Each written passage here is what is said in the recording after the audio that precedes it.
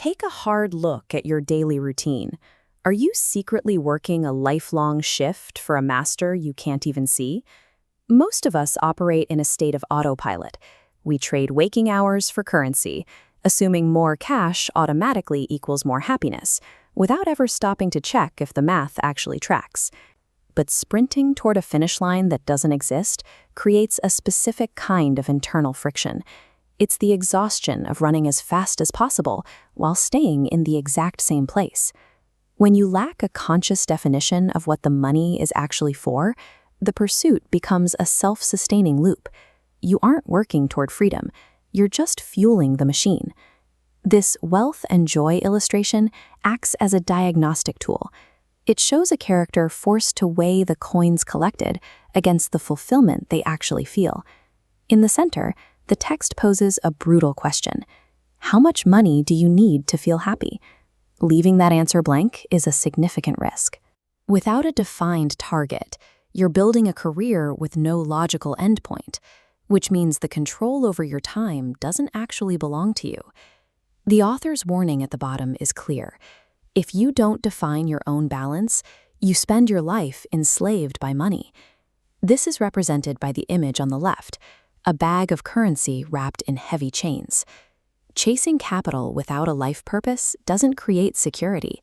It builds a psychological prison where the walls are made of your own bank statements.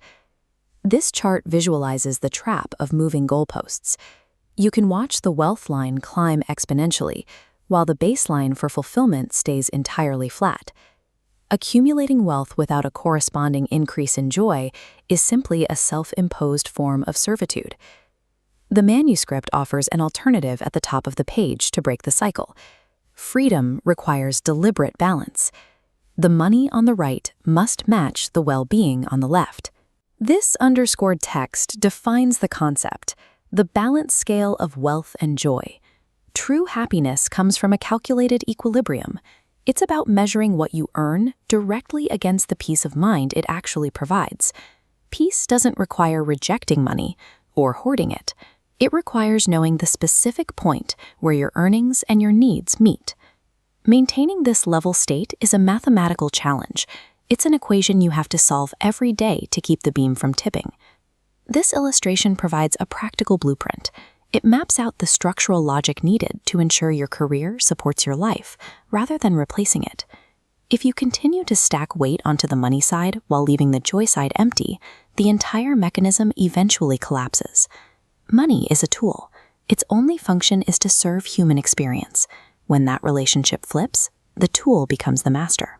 Any financial strategy is incomplete if it isn't tethered to a predefined metric of personal joy. You have the option to step off the treadmill. You can reclaim your time the moment you decide to stop running aimlessly. Define your happiness balance today.